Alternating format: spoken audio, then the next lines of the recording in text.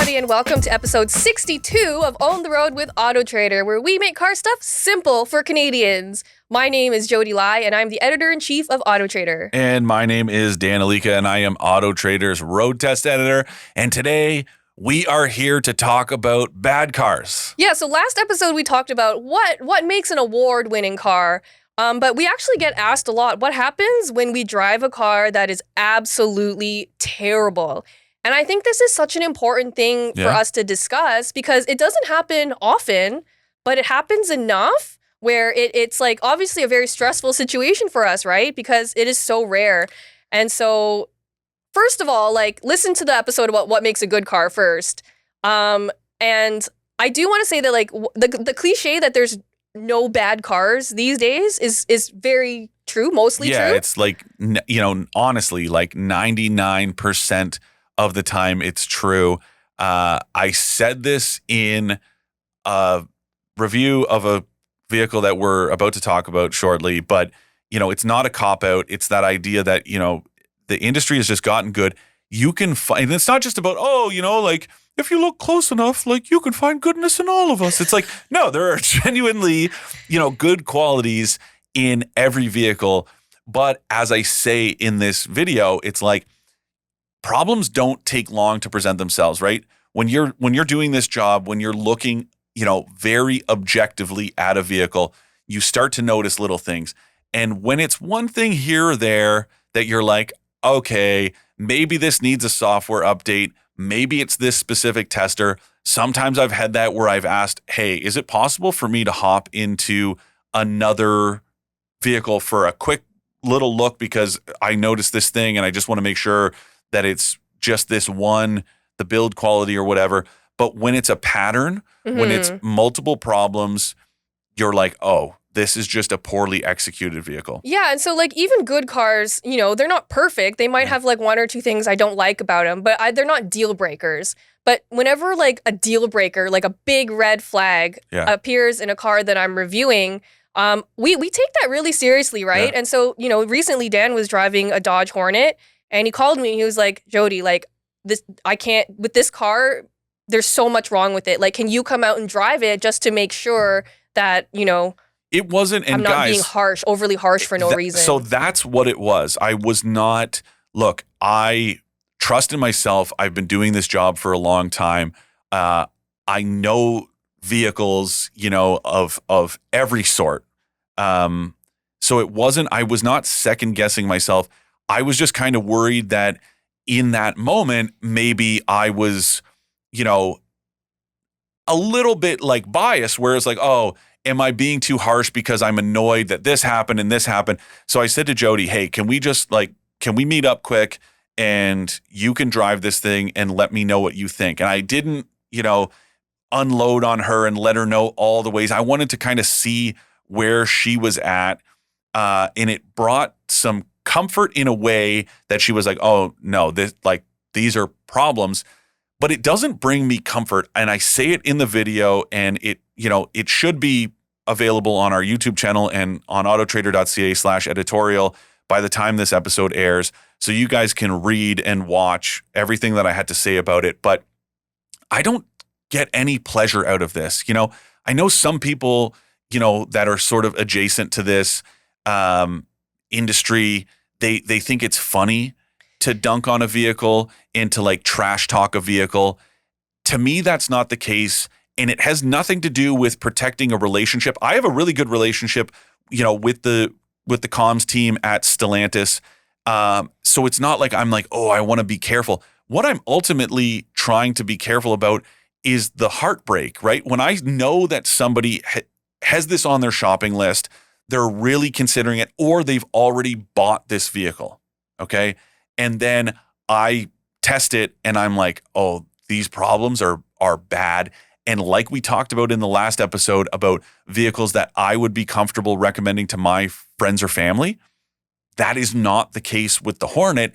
And on the rare occasion that this happens, it's sort of like unsettling because you're like, man, there are people that are buying this that, Stellantis has invested all this money into this vehicle, but it's just like it is a few issues short of not even just perfection, just like acceptability. Yeah, and that's a big problem because it happens so rarely. Like we truly take this so seriously. And like our job as automotive journalists, our responsibility is to the car shoppers. Like the only reason we exist is to give unbiased expert car advice. Yeah. And that means that we're not just dunking on cars for fun. We're looking at the facts. We're just presenting our experience to you in hopes that it will help you make a better decision. Yeah. Because cars are expensive. Like this is one of the biggest purchases you'll ever make, and we know it's not something that should be taken very lightly. Yeah. And so this is why we have to bring this up because it's part of our responsibility to you. Exactly. So and Jodi and I talked about this on the drive into the studio. This idea that there's a little bit of that, damned if you do, damned if you don't. It seems there. I disagree. There was somebody that I talked to in this business a while ago, like many years ago, who said, "Oh, I always try to find at least one issue with a vehicle," and I'm like, "But that's not how it works, right? Sure, if you find an issue, if it presents itself, exactly.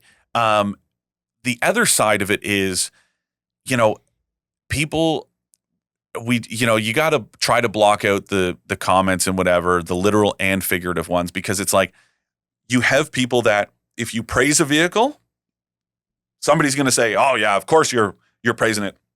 This automaker bought and paid for it." And then I've had instances where I'm critical of a vehicle and people without a hint of sarcasm have accused me of being bought and paid for by another automaker. So they think that a rival brand is paying me to trash another vehicle. Now, let me just be clear, guys. Myself, Jodi, Sebastian Bell, the three of us that work at AutoTrader, all of our contributors, like we are paid by Trader Corporation. We are not paid based on, sponsorship, ad dollars, anything like that. That's one of the benefits that we have and that we pass along to you guys, is that that's not what dictates how we do our jobs and the effectiveness of our jobs. The reason we exist, like Jodi said, is to provide expert advice to help in the research phase of your vehicle purchase journey. So we are allowed to do our job. We are given lots of freedom and flexibility to do our jobs. So there is no concern that we are being paid, by somebody, that some sponsor has come in and said, "Well, you've got to say it this way."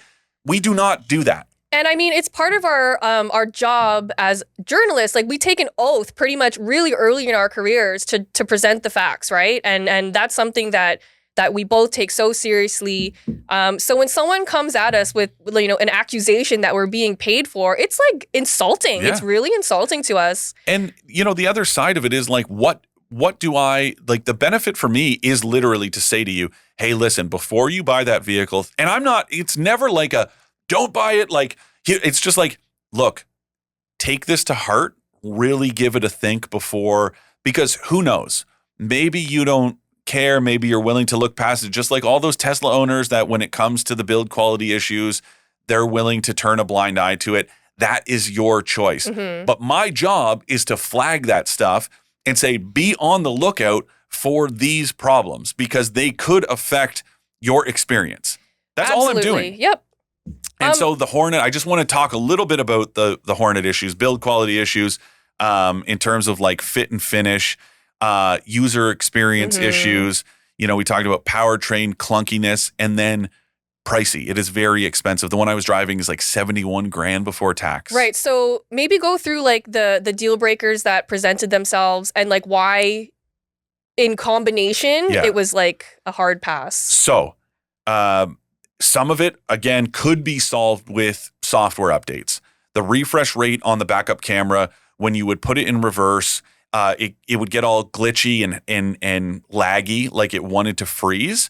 And yeah, sure, the counterpoint that a lot of people make when we complain about that stuff is, well, you should know how to use your mirrors. And it's like, well, I do. But the reason it's a government mandated camera for a reason. Mm-hmm. And if it's not working effectively, then what's the point? And you're paying for it. Right. Okay.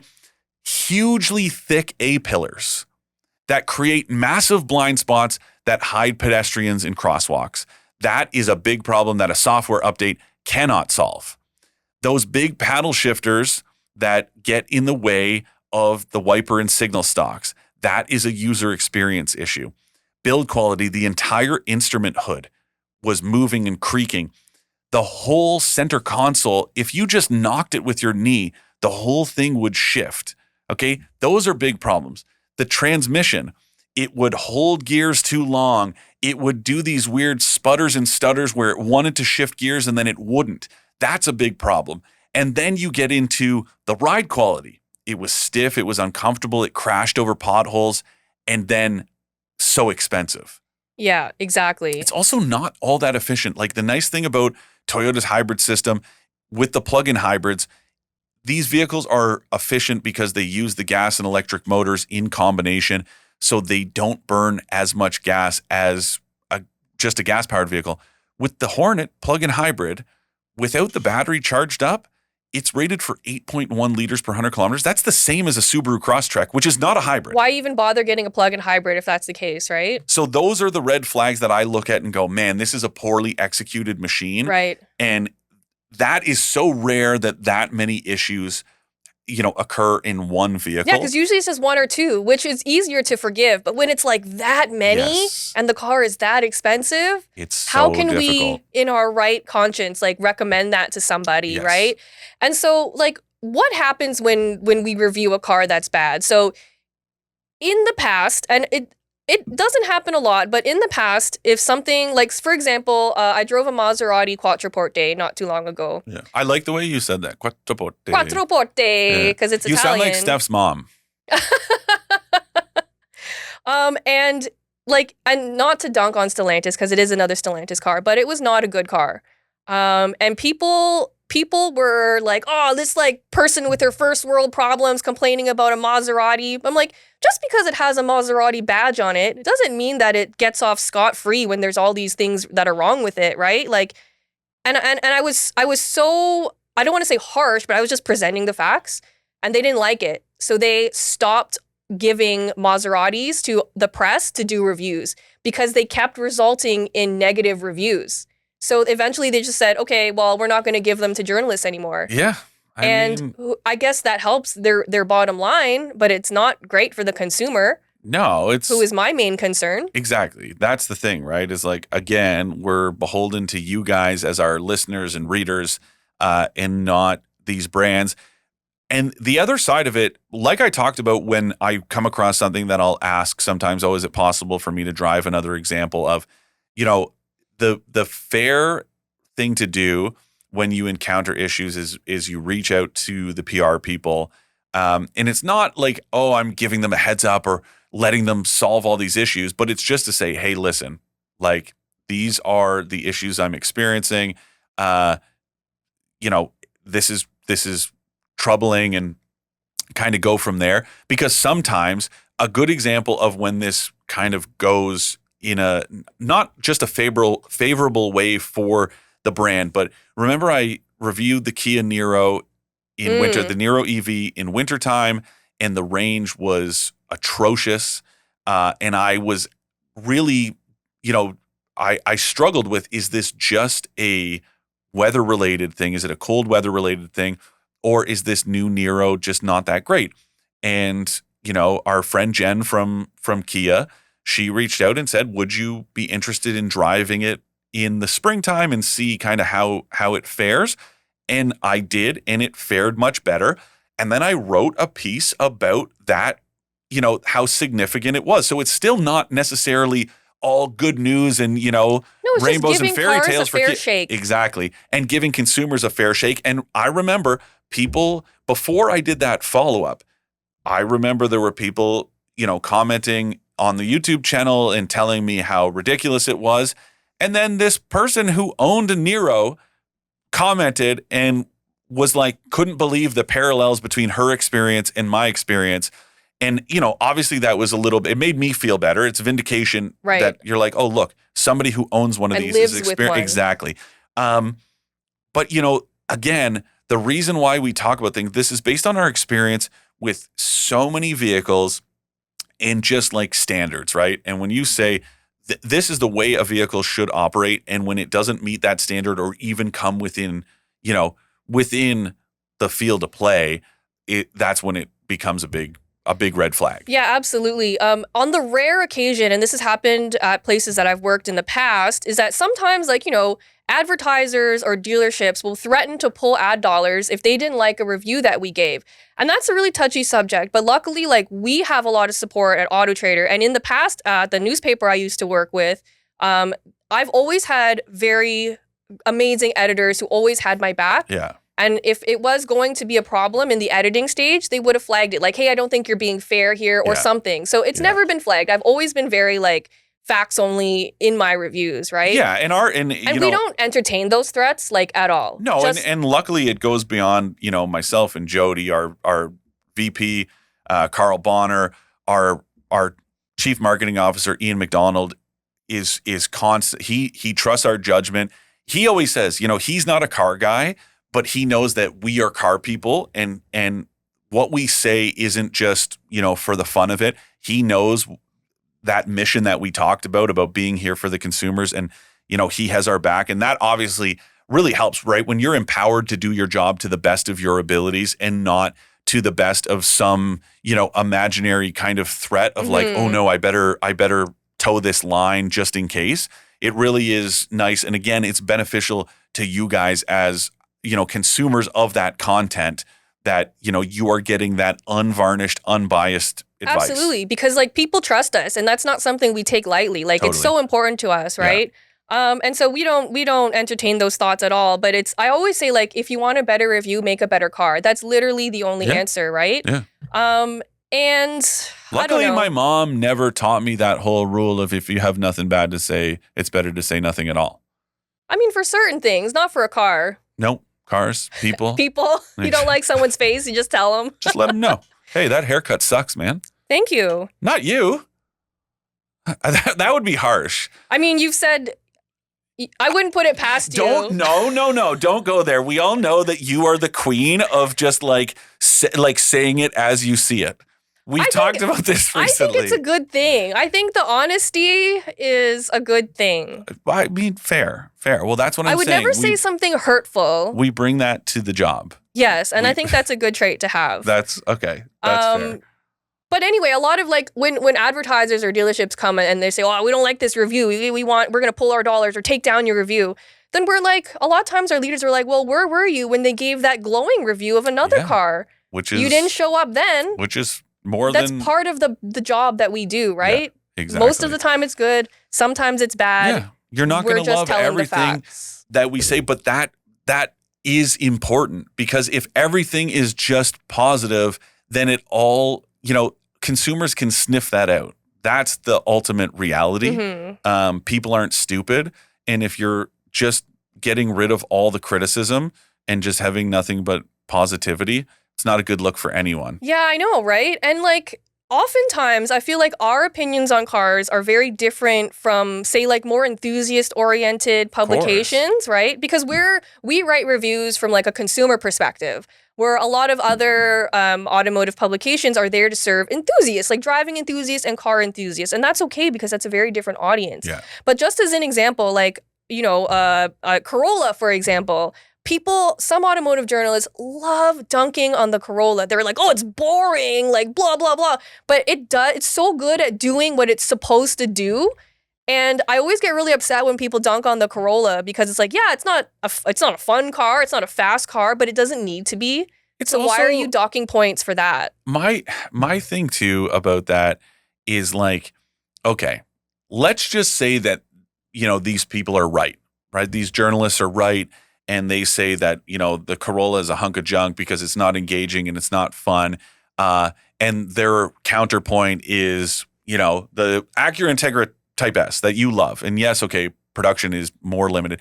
Why has Toyota sold literally millions of these around the world, but Acura hasn't done the same with the Integra? And I'm sorry, if the Integra did have that demand, Acura never would have discontinued it. There's never been a vehicle that an automaker goes, "Oh man, this thing's too popular, we better stop selling it." Okay? So, millions of people can't be wrong. Exactly. Right? Exactly. And so yeah, you gotta cut through the BS. as a consumer, if something's just being like nonstop praised, then it's like, yeah, you might want to take a little degree of skepticism into that and say, hey, look, can it really be this flawless? Conversely, when you see something that's being dunked on for just being basic, it's like, but if it's a basic vehicle, if it's a then it's appliance, doing its job. then it's doing its job. Well, that's the thing. Like, I drove the Mitsubishi Mirage a couple years ago, and someone laughed because I gave it an 8 score on power. I'm not saying it was fast. I'm saying it did the job. Yeah. And that's literally all I'm looking at. And so people were like, oh, but the Mirage is such a crap car. I'm like, it's not a crap car for what it is. I mean, now it's a little bit expensive, but at the time, it was one of the most affordable cars you could buy in Canada. Yeah. And for, at that time, it was under 15 grand to get one brand new. Yeah. It came with a whole bunch of stuff. It was great. Yeah. It checked every box for me. Yeah. Was it fast? No. Was it exciting? No. No. But it was efficient. It was affordable. Space, considering the footprint, was well used. It had what you needed and nothing you didn't. It was easy to park. Yeah. It wasn't, annoying to pass people on the highway, surprisingly. Yeah. Right? Like, what more do you want? Yeah. We have a friend and colleague, Clayton, bought one. Clayton Seams. Yeah, another automotive journalist. Bought a Mirage. And that, to me, you always say this, right? That is like the ultimate endorsement of like somebody who does this for a living and sees a vehicle and goes, yeah, this is like the one for me. Yep. That's why a lot of us drive Volkswagen Golfs. That's true. Although mine might soon be coming to the end of its, not the end of its life in general, but in my your time together is coming to an end. It's just like it's gotten to that point where I don't drive it enough for it to really like. So Jodi's car is also a diesel, but I drive mine way less than you. And the thing with diesels is they really do need to be run.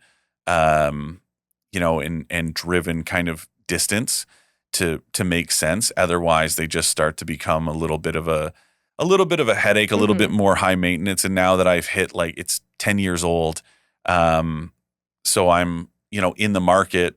And again, this is one of those things, right? When I look at this list of vehicles out there, it's like I'm not buying a bad one. I want to buy the best vehicle for me, of course, like and your for lifestyle and your hobbies. Exactly. But the point is, I'm not going to compromise on something. So why would I expect you? Why would I gloss over those issues that would compromise a vehicle for you to buy one if I wouldn't buy it for myself? Or I wouldn't tell my parents, hey, maybe don't buy that vehicle, right? That's that responsibility, and that's where it comes from, is I look at it and go, would it work for me? Would it work for my parents? Would I feel comfortable? Would I, feel good about recommending that? No. Therefore, it's not a good vehicle. And just because I don't know you personally as that reader or viewer or listener, whatever, I still look out for your best interests. Yeah, absolutely. But that also means it's so important if you're out there shopping for a car, don't just read Dan's review of a car, read other people's, watch other people's reviews on it too. Yeah. Because other people might have experienced something different. They might not be as tall as you, and those, deal breakers for you wouldn't be a deal breaker for them. Yeah. So it's really important just to like do as much research as you possibly can from different sources, different people, for a more well-rounded overall picture. And look for those common threads, right? When you start to see, trends in terms of like throughout the coverage, sure.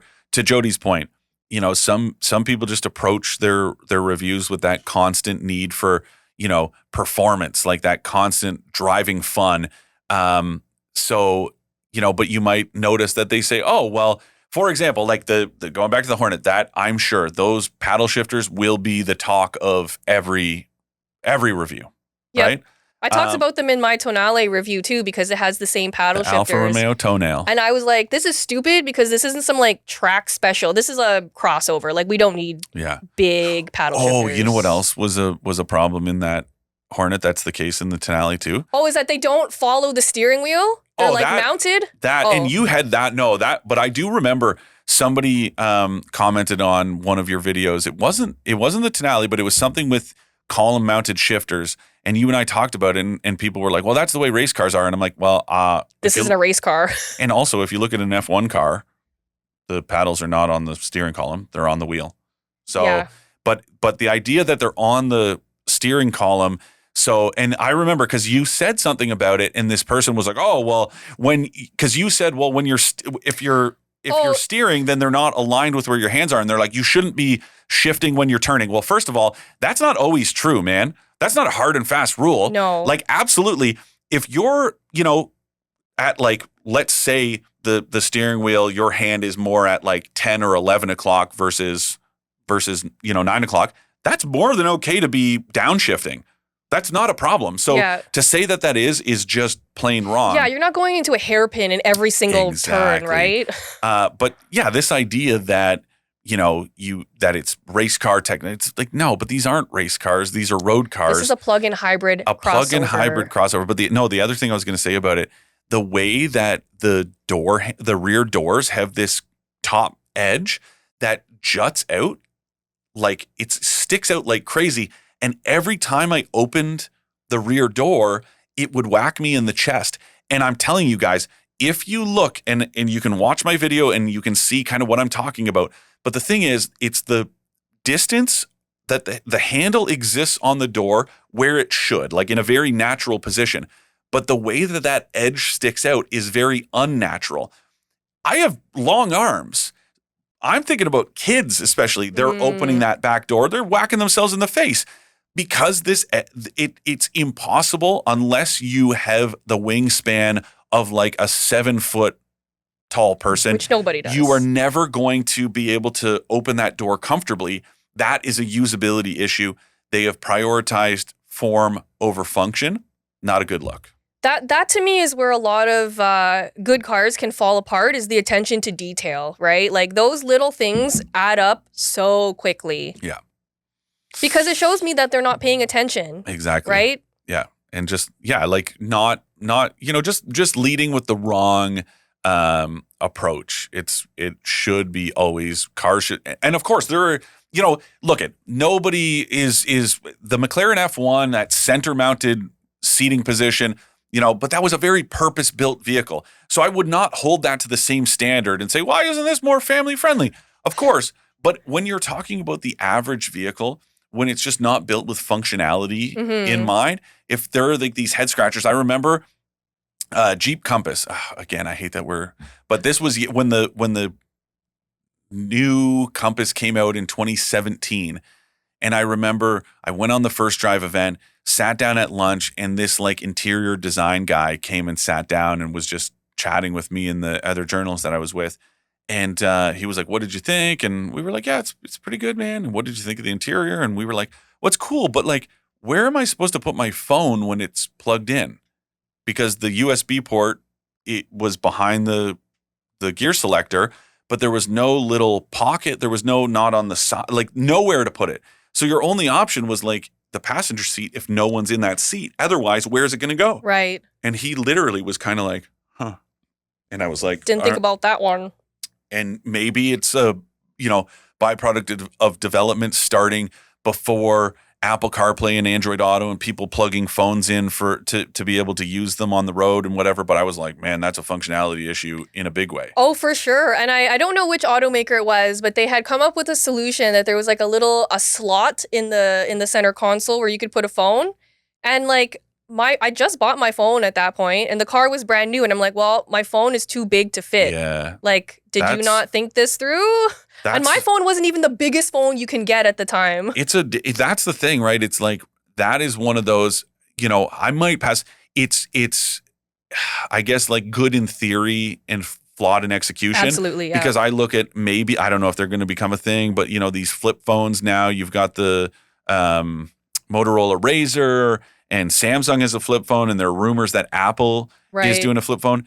Those chargers, like these vertical slot chargers, will not well, I guess maybe they would if you unfolded your phone. I'm not sure. But the point being that it's like, it's not a one-size-fits-all approach. And that is where you run. Just make a flat place for a phone to sit or put the USB port. We talked about this before on the last episode. Our friend Colin Shepard sent in that question about distracted driving and how to stop it, blah, blah, blah. Here's my solution. Get rid of wireless Apple CarPlay and Android Auto, okay? Okay. Make it wired again. Okay. Now, put the USB ports for those connections in the center console. Oh, so people can't look at their phones anyway. Boom. But do you think people will flat out not use it if they Yes. can't look at their phone? Yes. I don't think it would work. No. Yeah, people are too addicted. Listen, this is just one possible solution. Yeah. But anyways. Anyway, like, end of story, like, our job is to be completely, totally honest with Yes. you, and it's to help the car buyer at Yes. the end of the day. Like, our responsibility isn't to trader, it's not to advertisers, it's not to the car makers, it's to you, the consumer. Yeah. But yeah, before our Ask an Expert segment, here is a message from your friends at AutoTrader. Having trouble finding your perfect car at the perfect price? The answer is AutoTrader. Car prices are dropping across Canada, and AutoTrader has hundreds of thousands of new and used cars to choose from. Get a great deal on your perfect car by visiting AutoTrader today. Today's Ask an Expert question, it's a doozy. Okay. But we've had an episode on this before, so let's go. Do you believe the future is EV for Canada and as a whole? It's a tough question for a lot of reasons. Topical as it is, there was a McKinsey study that was released that I think 49% of American EV owners, I do want to preface that, but 49% of current EV owners said that their next vehicle would likely be gas-powered. Wow, that's a lot. And the major reason cited was access to chargers, which go figure. Jodi and I have talked about this ad nauseum. So we have a whole episode on this. It's literally called Are EVs the Answer? Yes. So go back and listen to that one. But in short, here's what I think. As a whole, like right now, no, it's not the answer. I think battery tech and charging infrastructure has to improve dramatically before EVs can become a real alternative to gas cars. Yeah. That's kind of like my argument in a nutshell. Totally. I also think, right now the tone has shifted, right? Mm-hmm. Is there anything behind that? Is it actually just consumers coming to this realization on their own? Is there some, maybe some narrative being planted out there by powers that be? I don't know. I mean, gas is cheap now too, right? How is it suddenly gone from people being, not overwhelmingly, but there was a good chunk of the population that was open-minded about EVs and interest has dropped. We've seen this in our own internal survey data that we do. Mm-hmm. That interest is dropping. Why is that? It can't just be pricing and interest rates and whatever, because that affects all vehicles. Yeah, exactly. And EVs are better now than they were 3 years ago. Yeah. There are more body styles available for many different people. Some concerns and some theories about that we're seeing influenced by. I think we're just more aware of it, right? This has happened for years. Yeah. For literally decades. Influence peddling is what it is, right? It's like, is that playing a factor here? I'm not trying to sound conspiratorial. It's just like, why have we suddenly seen this shift? Yeah, we want answers. So anyways, do I think they're, viable? Are they the answer right now? To Jodi's point, no. Do I think the sentiment towards them is kind of like a temporary lull? Yeah, I do. I think the technology is going to get better. Who knows? Maybe this is the push towards hydrogen that we need. I don't know. Maybe. But I also think that automakers have invested tens, hundreds of billions of dollars. I think we've gone too far to change course at this point. Exactly. So I don't know. The future is going to be interesting. I mean, it's a very wild time in our industry, right? Yeah. And that's part of why I love it so much, is that it's always changing. Yeah. And, we couldn't have predicted this, last year, the year before, right? Totally. So love to see it. Thank you for your question. If any of you would like to ask Dan or I a question, you can email expert@trader.ca. But that wraps up this episode. Thank you so much for joining us. Make sure to subscribe to our YouTube channel, follow us on TikTok and Instagram, and all that good stuff, because it really helps us out. So thank you so much. Drive safe, and we'll see you next time. Bye, guys.